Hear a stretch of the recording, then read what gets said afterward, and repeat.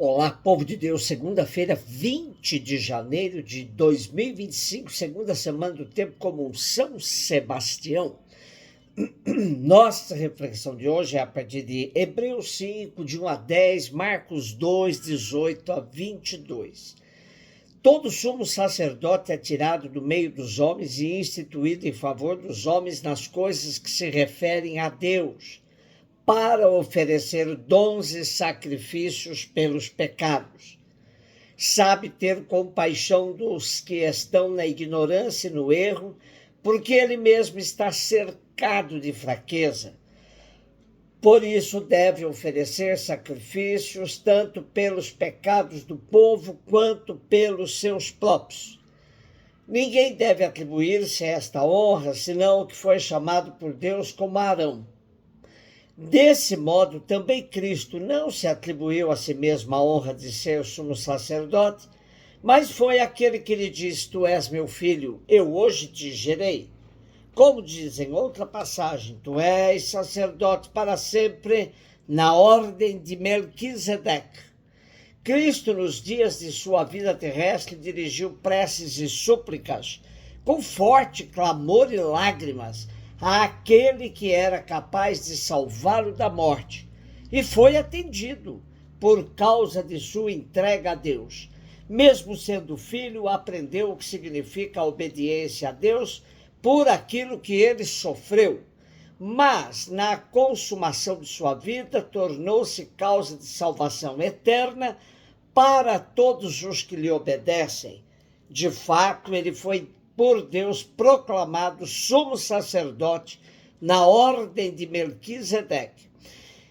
Esse nosso texto de hoje é clássico na defesa do sacerdócio de Cristo, mas ofereceu muitas dificuldades para ser aceito entre os judeu-cristãos, pois Cristo não tinha as credenciais judaicas para ser sacerdote. Ele era da tribo de Judá e não da tribo sacerdotal, a tribo de Levi. Por isso não podia ser apresentado como da ordem de Arão, de Finéias, de Sadoque ou de outro. Assim, nosso autor foi buscar Melquisedeque, cujo nome significa Rei da Justiça, que foi um sábio rei de uma terra chamada Salém, e também sacerdote de Deus, como aparece em Gênesis 14, 18. Portanto, um estrangeiro que abençoa Abraão e dele recebe o dízimo. Depois de situar bem claro de que ordem vinha o sacerdócio de Cristo, nosso autor passa uma comparação com o sacerdócio do Primeiro Testamento. Também Cristo foi chamado de entre os homens para intervir em favor deles diante de Deus, capaz de compreender os homens porque ele mesmo é homem. Recebeu essa missão do próprio Deus. Depois, a começar pela última característica, demonstra que Jesus é o sumo sacerdote da nova aliança, escolhido por Deus, de quem também é filho, possui um sacerdócio eterno. A sua misericórdia para com a humanidade leva-o a oferecer-se a si mesmo, apesar de não ter pecado, abrindo o caminho da salvação eterna para todos.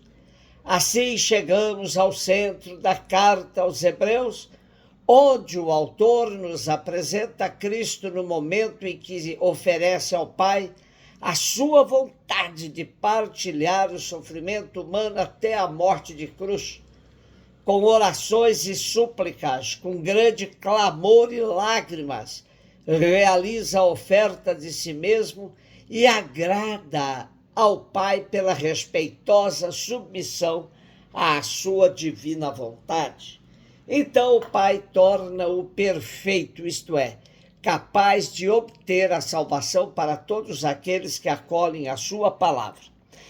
É emocionante o modo como o autor da carta aos Hebreus fala da humanidade de Cristo e da sua fraqueza.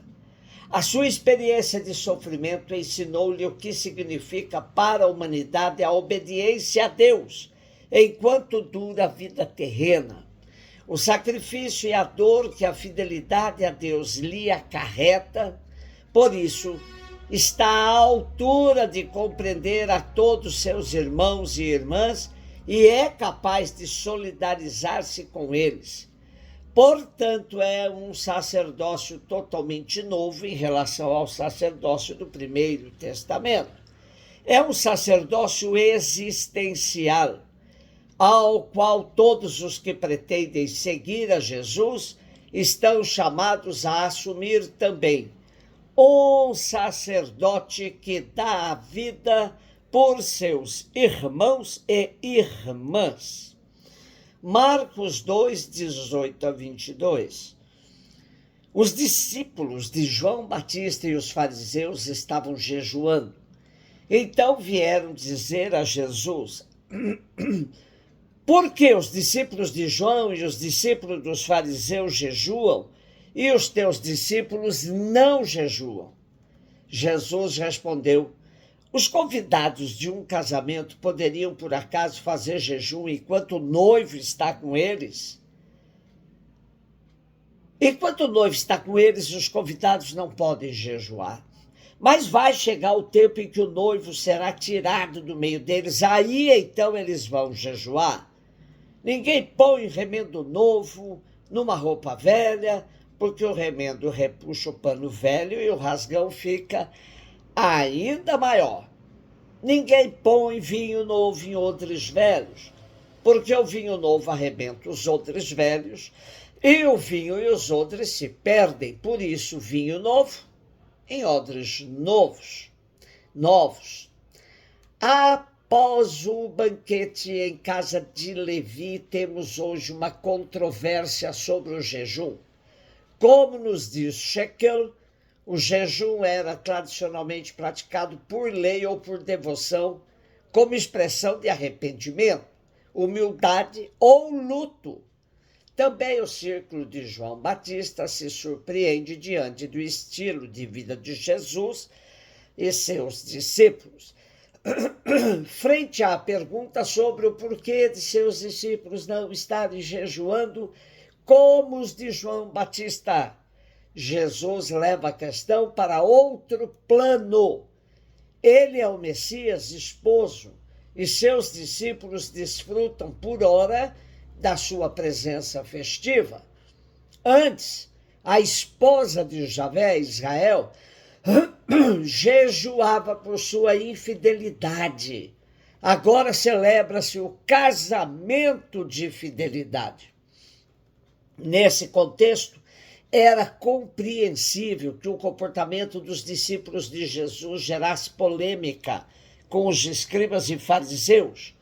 Ao contrário dos grupos religiosos do seu tempo, incluindo de João Batista, os discípulos do Galileu não praticavam jejum. Por quê?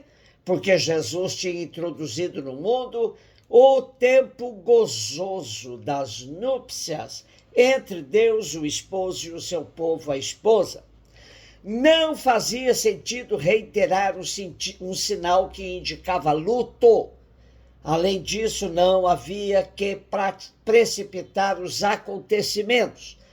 Tempos viriam em que a adesão dos discípulos a Jesus havia de lhes custar momentos difíceis, em que fazer penitência não seria preciso estabelecer o jejum.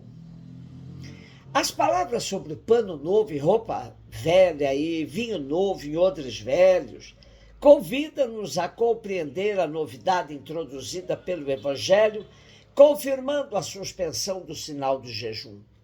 A roupa velha da lei não consegue tolerar o pano novo representado por Jesus. No banquete de Deus com a humanidade de que Jesus nos torna participantes, está presente o vinho novo do Espírito que arrebenta os odres velhos, dos corações endurecidos, das instituições esclerosadas. Celebramos hoje São Sebastião.